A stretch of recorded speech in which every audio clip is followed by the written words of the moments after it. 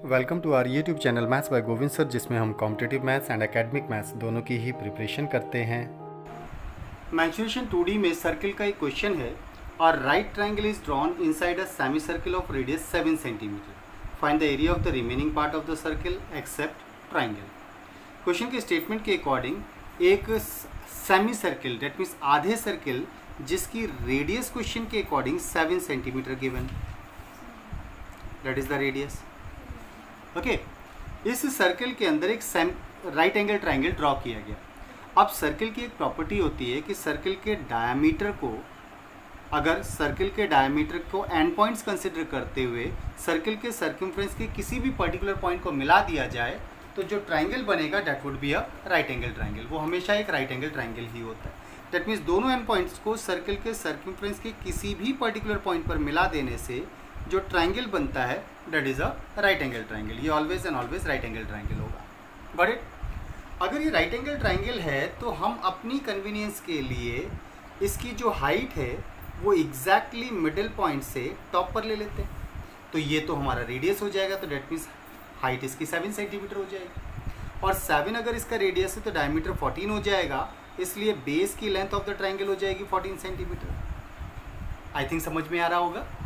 Okay, what we have done, एक right triangle हमें draw करना है एक सेमी सर्कल के अंदर। प्रॉपर्टी के according triangle subtended in a semi circle is a right triangle. इसका मतलब डायमीटर के एंड पॉइंट्स को सर्कल के सर्कमफ्रेंस के किसी भी पॉइंट पर मिलाने से एक राइट ट्रायंगल बनता है। ओके, और ऐसे में क्योंकि हमें जो क्वेश्चन दिया गया उसमें हाइट गिवन नहीं है, दैट्स वाई हम मिड पॉइंट से एग्जैक्टली 90 डिग्री पर जहाँ जाकर रेडियस मिलेगी वहाँ से अगर मिलाएंगे तो that would be also are 90 degree. Okay, तो हम ऐसा ट्रायंगल ले रहे हैं जिसमें हाइट इसकी रेडियस के इक्वल हो जाएगी। Then we can find out the area of the triangle easily, क्योंकि हमें ट्रायंगल और सर्किल के बीच का, सेमी सर्किल के बीच का ये वाला पोर्शन आइडेंटिफाई करना है कि ये कितना होगा। ये वाला पोर्शन हमें आइडेंटिफाई करना है। ओके, तो सेमी सर्किल के एरिया में से ट्रायंगल के एरिया को माइनस करना होगा। दैट मीन्स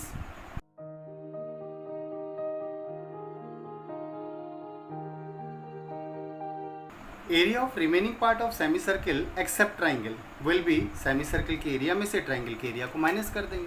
अब सेमी सर्किल का एरिया आइडेंटिफाई करने के लिए, क्योंकि इसकी रेडियस हमारे पास है, तो पूरे सर्किल का एरिया होता है पाई आर स्क्वायर पूरे सर्किल का area.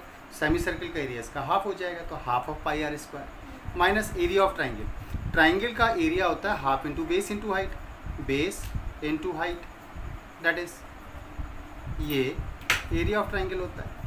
Now half into pi की वैल्यू 22/7 एंड रेडियस हमारे पास 7 है, 7 into 7 minus half into triangle के रिगार्डिंग बेस हो जाएगा 7 का डबल 14, डायमीटर इसका 14 हो जाएगा, और हाइट इसकी है हमारे पास 7। Got it?